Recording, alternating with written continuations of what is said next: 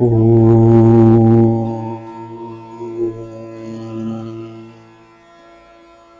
माँ, जय जय माँ।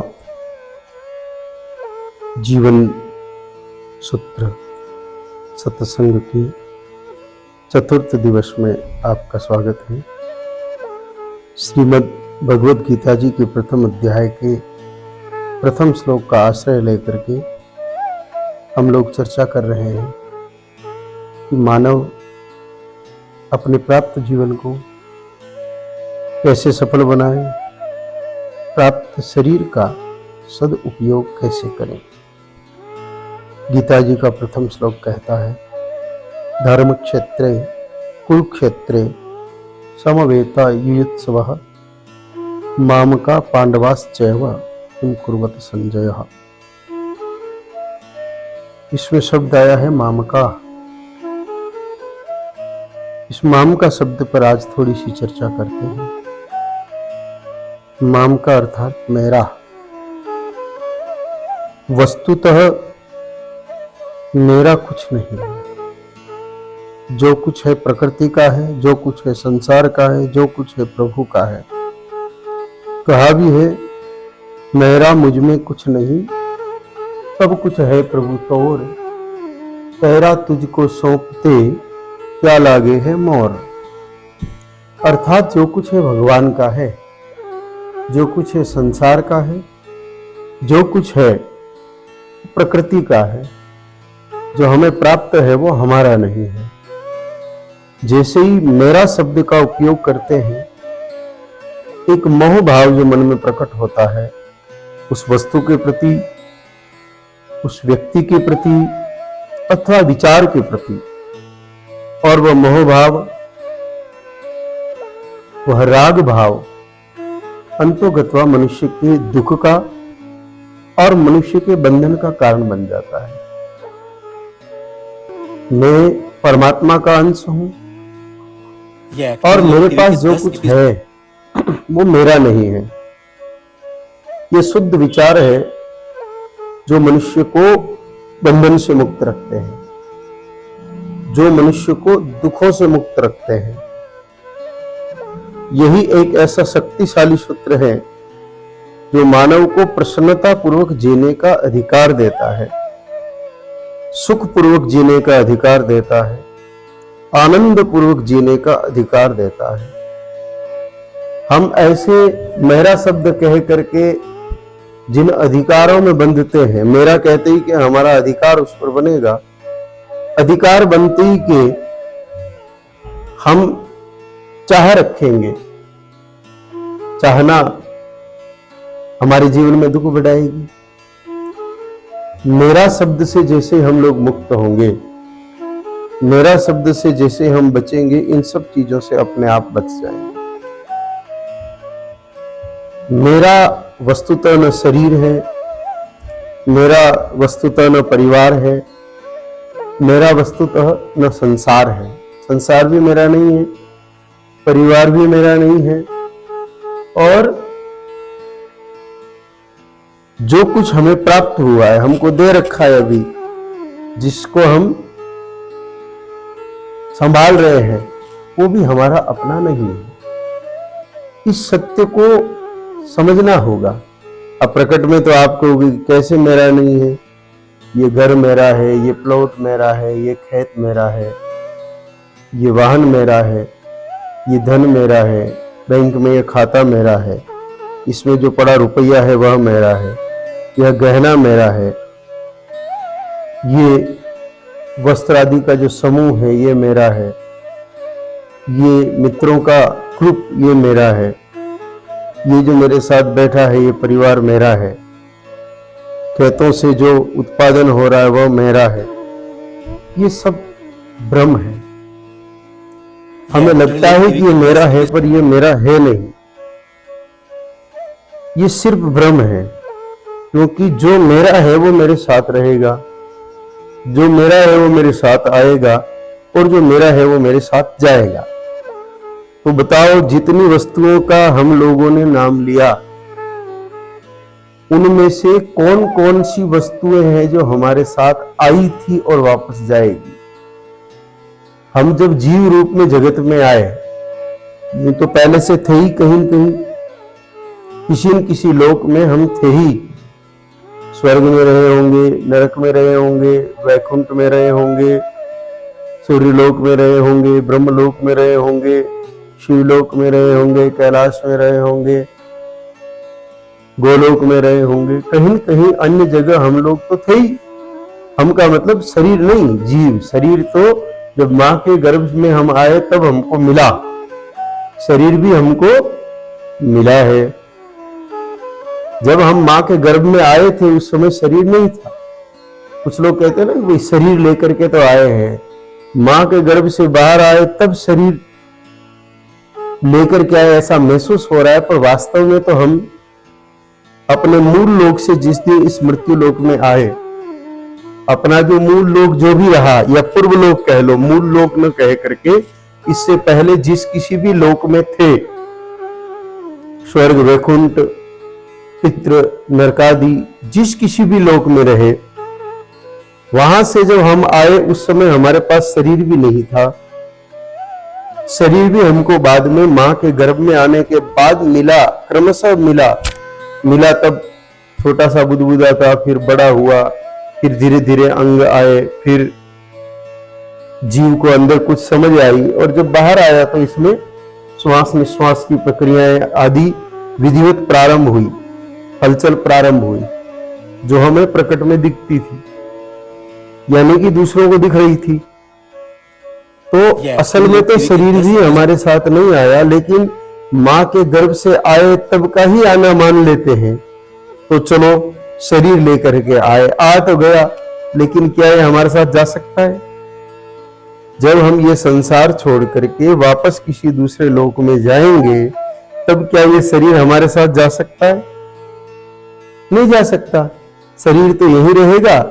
इसमें तो जो हमारे पड़ोसी होंगे, जो हमारे परिचित होंगे, जिनको हम लोग रिश्तेदार कहते हैं, वो लोग इसमें आग लगा देंगे, या जमीन में खड्डा करके समाधि दे देंगे, या आजकल बिजली वाला आता है उसमें डाल करके बटन दबा देंगे, गैस वाला आता है उससे अंतिम संस्कार कर देंगे। किसी ने फेंक दिया जंगल में तो चील कौवे खा करके, कुत्ते नोच करके, जंगली जानवर खा के खत्म कर देंगे। शरीर तो पंचभूतों का था, असल में संसार में आने के बाद मिला, और संसार में जाने से पहले इसको छोड़ना भी पड़ेगा। ऐसे ही जमीन हम साथ में ही लेके आए, ये तो पहले से ही यहाँ थी, और जाएंगे तब छूट जाएगी। पहले ये जमीन किसी और के नाम पर थी, अभी आपके प्राप्त शरीर के नाम पर है, और 100 साल बाद किसी और के नाम पर होगी। ये यही थी, यही है और यही रहेगी। भवन की बात करें, मकान की बात करें, हम जब आए थे हमारे साथ मकान आया नहीं, हम जब जाएंगे तब इस मकान को साथ लेकर के जा सकते नहीं। खेत की भी यही गति है। बैंक में जो खाता खोला रखा है वो भी हम साथ लेकर के रुपया आए नहीं, और चाहे वो खाता हम कितना ही बढ़ा लें, उसमें 1000 से लाख, लाख से करोड़, करोड़ से अरब, अरब से खरब, मील इत्यादि कितना ही हम उसको बढ़ा लें, लेकिन फिर भी जब हम इस संसार को छोड़ करके कर्मानुसार किसी अन्य लोक में जाएंगे, तो जब जाएंगे उस समय हमारा बैंक का खाता भी हमारे साथ जा सकता नहीं, उसमें पड़ा हुआ रुपया भी हमारे साथ जा सकता नहीं। जिनको हम रिश्तेदारों को अपना कहते हैं, उनमें भी अपने साथ कोई आया नहीं, और संयोग से मान लो किसी का जन्म एक दिन हो भी गया, आपका और आपके चाचा ताऊ के बेटे का, बेटी का जन्म एक दिन एक ही समय संयोग से हो भी गया, तो जाओगे उस समय भी साथ जाओगे, इसकी कोई गारंटी नहीं है। कोई रिश्तेदार भी साथ चलने वाला नहीं है। तो जो न साथ आया और जो न साथ जाएगा, वो भला हमारा कैसे हो सकता है, मेरा कैसे हो सकता है? समझना यह है कि मेरा कुछ नहीं है, मेरा तो केवल भगवान है। क्योंकि मैं उनसे आया हूं और उन्हीं में मिलूंगा। मेरा कौन? जो आए तब भी हमारे साथ थे और जाए तब वापस उनका साथ मिल जाए, वो एक चीज ही अपनी है। या आए तब भी साथ थे, अब भी साथ हैं और बाद में भी जाएंगे तब भी साथ रहे, सिर्फ वही मेरा हो सकता है, दूसरा तो कोई मेरा हो सकता नहीं। तो जब आए थे तो कहां से आए, किसके पास से आए? भगवान के पास से आए। अभी भी है तो किसके पास में है? भले ही हमारी शक्ति नहीं है और हम ऐसे भगवान को देख नहीं पा रहे हैं, लेकिन महसूस करें तो आज भी हम भगवान के साथ ही हैं। ये सूर्य उगना, ये हवाएं चलना, ये जल की प्राप्ति, ये सब क्या है? ये भगवान की ही लीलाओं के प्रतीक हैं। तो अभी भी भगवान के साथ ही हैं। और जब जाएंगे, समय पूरा होगा इस धरती पर, श्वासें पूरी होगी इस धरती पर, और यह संसार छोड़ करके जाने का वक्त आएगा, तब भी वापस जाएंगे तो भगवान के पास ही। तो जो पहले भी था, आज भी है और कल भी रहेगा, और वो हमारा था, हमारा है और हमारा रहेगा, असल में वो भगवान है। इसलिए यहां मेरा कौन है? भगवान है। मेरा कौन है? असल में भगवान है। धृतराष्ट्र ने यही त्रुटि की कि माम का पांडवास्तेव, मेरे पुत्र यानी कि मेरे पुत्र और मेरे पुत्र की सेना, उसके पक्ष के सारे लोग उनको मेरा समझ बैठे। मेरा समझते ही के, और उसी समय नहीं समझा, पहले से ही मन में ये सब तो था ही, पहले से ही मन में ये सब होने के कारण मोह पैदा हुआ। मोह पैदा होने के कारण जब मेरा हम किसी को मानते हैं तो फिर तेरा कोई पैदा हो जाता है। हम मेरा किसी को मानते हैं तो दूसरा कोई पैदा अपने आप हो जाता है। भाई, ये बालक को आप जब मानोगे कि ये मेरा बेटा है, तो दूसरा कोई बालक किसी और का मानना ही पड़ेगा। अपने आप ही मेरा होने पर कोई न कोई पराया भी होगा ही। लेकिन केवल ये बात सोचे कि भगवान मेरा है, तो फिर सारे बच्चे इस संसार में है वो किसके हैं? भगवान के ही है। भगवान के होने के नाते ये बच्चे से जितना हमारा संबंध है, उतना ही संबंध उन बच्चों से भी है। तो जब सबसे एक जैसा संबंध होगा, सबसे एक जैसा प्रेम होगा, सबसे एक जैसा स्नेह होगा, सबकी एक जैसी चिंता करेंगे, सबका एक जैसा सहयोग करेंगे, तो संघर्ष नाम का कोई विषय बचता नहीं है, झगड़ा बचता नहीं है। झगड़ा बाहर का हो चाहे अंदर का हो, दोनों ही खतरनाक होते हैं। बाहर का झगड़ा हाथापाई से या मुंह की कटुवाणी से, गाली गलौज से प्रारंभ किया जा सकता है, समापन किया जा सकता है। वो दिखता है, उस दिखने वाले झगड़े को आसानी से एक दिन निपटाया भी जा सकता है, समाप्त भी किया जा सकता है, कोई बहुत बड़ा विषय नहीं है।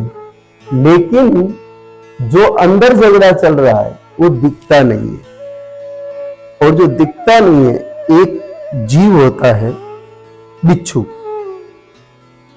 पता है कि काटेगा तो दर्द होगा।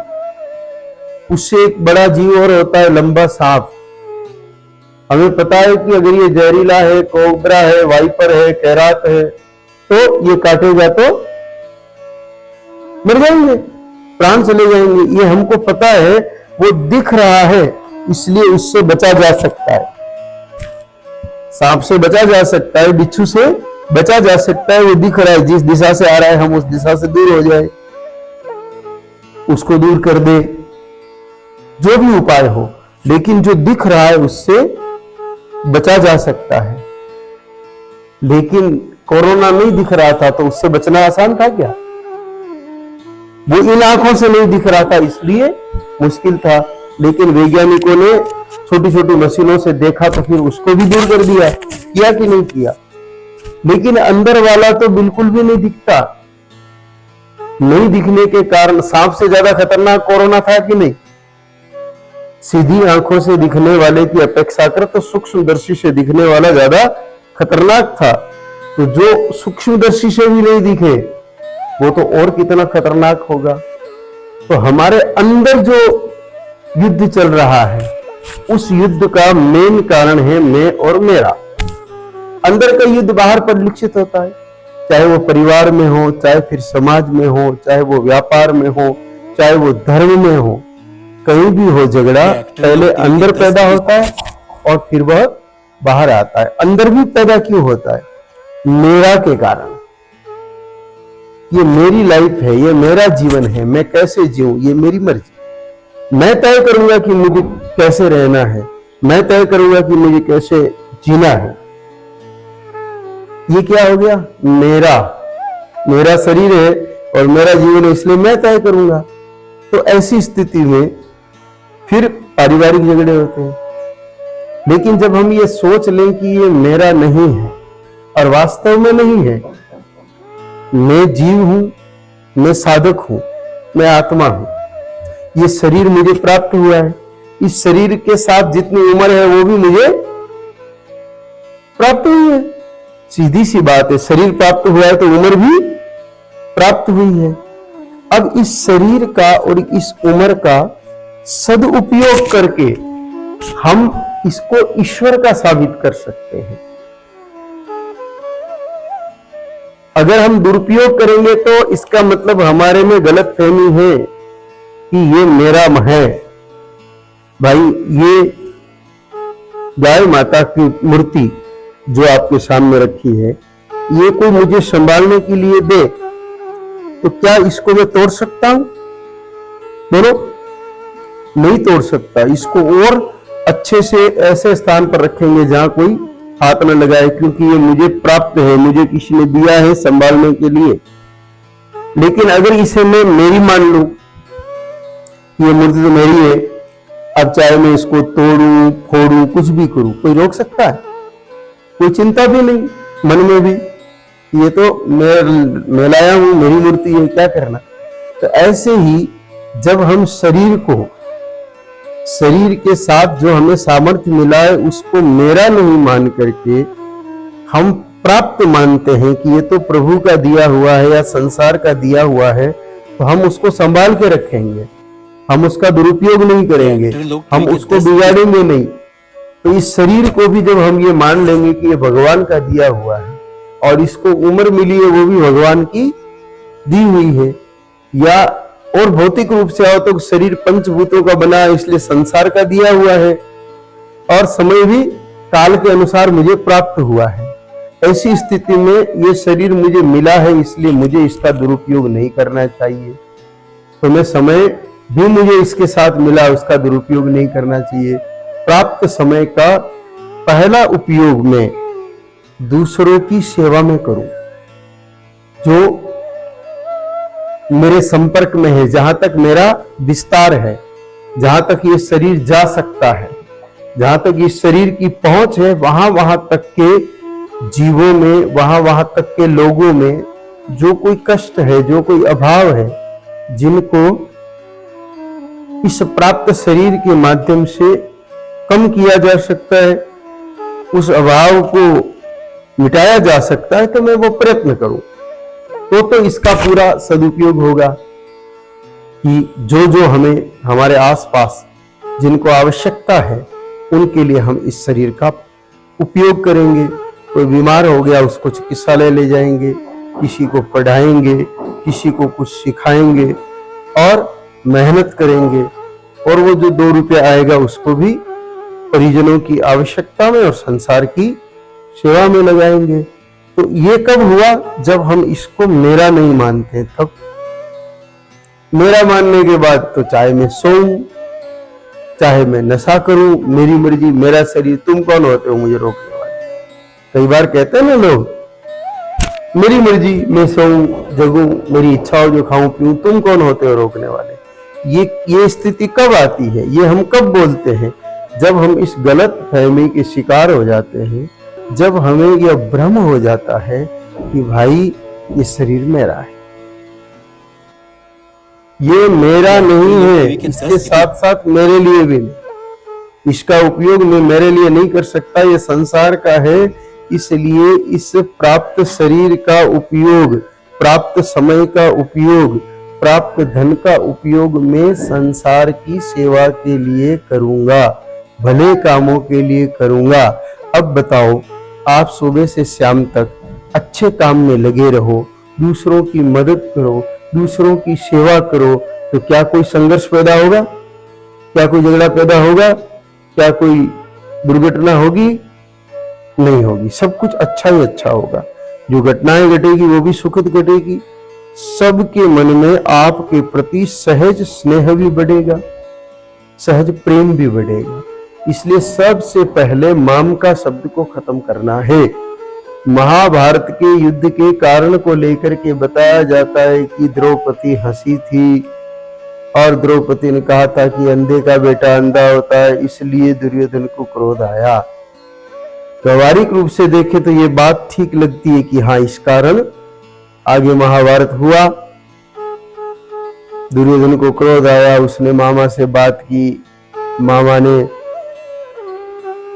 दूत खेलने की, जुआ खेलने की पूरी योजना बनाई और उसमें ऐसी कोई जालसाजी की जिससे भ्रम पैदा हुआ और युधिष्ठिर उसमें हार गए। ये तो सारी घटनाएं दिखने की घटनाएं हैं।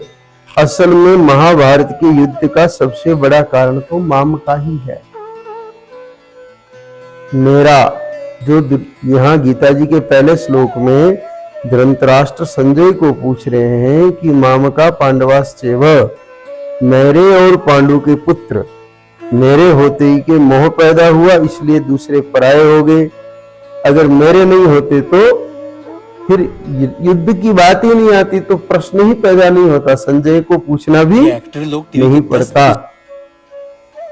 जब मेरा शब्द होता है वो मोह पैदा करता है और मोह दुख पैदा करता है। धृतराष्ट्र को पता है कि श्री कृष्ण समर्थ है, अर्जुन धनुर्धर है, भीम बाहुबली है, धर्मराज युधिष्ठिर बुद्धिमान है, लेकिन फिर भी उन्होंने उनसे युद्ध की ठानी। अगर धृतराष्ट्र नहीं चाहते तो ये युद्ध नहीं होता, वो रोक सकते थे। उन्होंने तो ये केवल अभिनय किया कि दुर्योधन मान नहीं रहा है, असल में तो यह युद्ध की इच्छा धृतराष्ट्र की भी थी कि पांडवों को पूरी तरह पराजित करके और ये राज्य मेरे पुत्रों का हो जाए। इसलिए ये माम का शब्द नहीं, माम का से मोह पैदा हुआ और मोह से ही विचारों में विकार आए। वैचारिक विकारता के कारण ही ये महाभारत का विशाल युद्ध हुआ। तो सोचो, एक माम का शब्द महाभारत का महान युद्ध करा सकता है।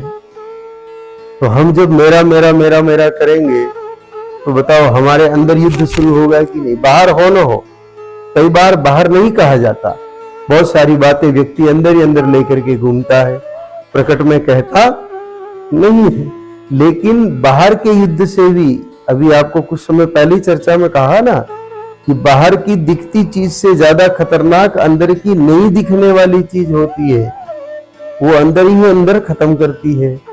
तो माम का ये मेरा मेरा जो शब्द है, जो महाभारत का इतना बड़ा युद्ध करा सकता है, वही हमारे भीतर भी एक नया युद्ध खड़ा कर देता है। वह युद्ध होता है अशांति का युद्ध, वह युद्ध होता है क्लेश का युद्ध, वह युद्ध होता है राग और द्वेष का युद्ध। परिणाम, हमें जो ये मनुष्य जीवन भक्ति और सेवा के लिए मिला, तो दोनों छूट जाएंगे। मन में अगर क्रोध है, मन में अगर क्लेश है और मन में अगर द्वेष है, ये तीनों मामका के कारण ही शुरू होते हैं। द्वेष, क्लेश, ये सब मामका के कारण ही पैदा होते हैं। क्रोध भी मामका के कारण ही पैदा होता है। एक गाड़ी खड़ी है बाहर, कोई भी गाड़ी खड़ी है बाहर, उस गाड़ी को कोई बच्चा पत्थर से ठोके या किसी से स्क्रैच करे, अगर वो वाहन किसी और का है, आप उसे अपना नहीं मानते हो, तो क्या आपको क्रोध आएगा? नहीं आएगा। वो छोटा बच्चा भली पत्थर लेकर के और कई बार तो मुस्कुराएगा दूर से, देख देख वो छोरो नई गाड़ी की 12 बजाए, ऐसा बोलते ही नहीं बोलते। उसमें कोई क्रोध नहीं आएगा, हास्य का पुट रहेगा, कहीं न कहीं कुटिल प्रसन्नता रहेगी। लेकिन वही वाहन जिसे आप अपना मानते हो, चाहे वो नया नहीं है, बहुत पुराना है, उसकी गाड़ी की टंकी का रंग उतर गया है, और फिर भी कोई छोटा बच्चा अगर उसको पत्थर से थोड़ा सा भी खरोंच करने की कोशिश करे, तो बताइए क्रोध आएगा कि नहीं आएगा? आएगा, जबरदस्त क्रोध आएगा। उसको दूर से ही डांटना शुरू कर देंगे, पास में जाने का तो विषय ही नहीं है, उसको दूर से ही डांटना प्रारंभ कर देंगे। तो मेरा मानने के कारण ही क्रोध आया, जिसको मेरा नहीं मान रहे थे उसके तो कोई बात हुई नहीं। तो अब आप विचार करो, वाहन तो दोनों एक ही कंपनी ने बनाए कि नहीं बनाए? दोनों लोहे के बने हुए हैं, दोनों में इंजन है, दोनों में सीट जो बनी हुई है वो रबड़ की फोम की बनी हुई है, सब कुछ एक ही जैसा। लेकिन एक को आप अपना नहीं मानते हो, इसलिए क्रोध नहीं आया, और एक को आप मेरा मानते हो, इसलिए क्रोध आया। अब क्रोध आया तो क्रोध से क्या होगा? हो सकता है क्रोध में जाके आप उस बच्चे को चांटा मार दो, फिर उसके पिताजी आ जाए, क्योंकि उसके पिताजी उस बच्चे को अपना मानते हैं, मेरा मानते हैं, इसलिए वो कहेंगे कि तुम्हारे गाड़ी का नुकसान हुआ, मेरे को बोलते, लेकिन मेरे बच्चे को हाथ कैसे उठाया, ये तो बच्चा था। कोई झगड़ा शुरू हुआ, और कई बार बच्चों से प्रारंभ हुए ये छोटे से झगड़े नरसंहार की तरफ आगे बढ़ जाते हैं, बड़ा रूप ले लेते हैं। तो विचार करिए, मेरा मानने से क्रोध आया, मेरा मानने से फिर दुश्मनी हुई, मेरा मानने से झगड़ा हुआ, मेरा मानने से प्राप्त शरीर को नुकसान हुआ। उस शरीर का उपयोग करना तो सेवा में था, और हमने झगड़े में कर दिया। भगवान ने शरीर दे के भेजा कि बेटा इस शरीर का उपयोग तो संसार की सेवा में करना, हमने उस शरीर का उपयोग झगड़े में किया। अब मान लो वो झगड़ा आगे बढ़ा और उस झगड़े में कोई हाथ कट गया, तो आपको तो शरीर संभालने के लिए मिला था और आपने संभाला नहीं। झगड़ा किया किसने? आप नहीं किया, आपकी गलती से हुआ, तो नुकसान किसको हुआ? हाथ को, शरीर को।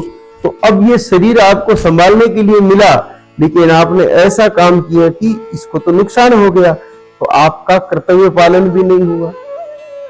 ये कर्तव्य है हमारा कि हमें जो शरीर प्राप्त हुआ है उसकी सुरक्षा करें और उसको सदुपयोग करें, उसको सेवा में लगाएं। तब हाथ टूट गया, पैर टूट गया, तो इसका हमने सुरक्षा नहीं की और अब इसका पूरा सदुपयोग भी हो सकता नहीं। दूसरा, जो समय हमें प्राप्त हुआ था वो समय भी हमने लड़ाई झगड़े में खत्म कर दिया। उस समय तो लड़ाई हुई जो हुई, अंदर आकर के फिर योजना बनाएंगे कि उसको कैसे पिटाई करें, उसका कैसे नुकसान करें, उसकी फसल कैसे कमजोर हो, इस बार उसका अमुक व्यापार है तो कैसे नष्ट हो, उसकी बदनामी कैसे हो। ये सब बैठ करके आदमी विचार करता है और उन विचारों में उसका बहुत सारा समय समाप्त हो जाता है, नष्ट हो जाता है। तो शरीर मिला, समय मिला, सामर्थ्य मिला, लेकिन हमने मेरा समझने के कारण फिर हम इसको दुरुपयोग किया, शरीर का, समय का, और दुरुपयोग करने के कारण जिस उद्देश्य से हम धरती पर आए वो उद्देश्य पूरा नहीं हो सकता। उद्देश्य तो हमारा एक ही है, दुखों से मुक्ति, आने जाने के झंझट से मुक्ति, जन्म मरण के फंदे से मुक्ति और भगवान की प्राप्ति। ईश्वर मिल जाए, भगवान मिल जाए, दुखों की आत्यंतिक निवृत्ति हो जाए, हम सदा सदा के लिए मुक्त हो जाएं, मां के गर्भ में हमको वापस आना पड़े नहीं, यही हमारे जीवन का असली वास्तविक उद्देश्य था। इसी के लिए हम धरती पर आए और ये शरीर धारण किया। लेकिन संसार की वस्तुओं को, शरीर को और प्राप्त सामर्थ्य को मेरा और इसके अतिरिक्त जो था उसको तेरा या औरों का मानना शुरू किया, और उसके कारण जो परेशानियां हुई उसने हमारे को भगवान से दूर कर दिया। परिणाम आने जाने का चक्कर फिर से हमें कीट पतंग हाथी घोड़ा बन करके आना जाना पड़ सकता है। इसलिए हम इस बात पर विचार करें कि धृतराष्ट्र ने माम का कह करके महाभारत के युद्ध की स्थितियां खड़ी की। संजय को भले युद्ध के 10 दिन बाद कह रहे हैं, लेकिन मन में उनके पहले ही माम का चल रहा था। उसी माम का ने जो युद्ध खड़ा किया, उस माम का को यानी कि मेरा शब्द को खत्म करके कि मेरे तो सिर्फ परमात्मा है, उन्हीं से मैं आया हूं, उन्हीं में मैं जाऊंगा, संसार की सारी चीजें मुझे यहाँ मिली और यही छूट जाएगी, इसलिए मुझे न तो इनसे द्वेष रखना है न इनसे राग रखना है। मिल जाए तो स्पृहा नहीं, छूट जाए तो शोक नहीं। इस भाव के साथ जब हम जीवन जिएंगे तो हमारा मनुष्य जीवन सफल हो जाएगा। आज का सत्र पूरा हुआ। जय मां, जय जय मां। ओम।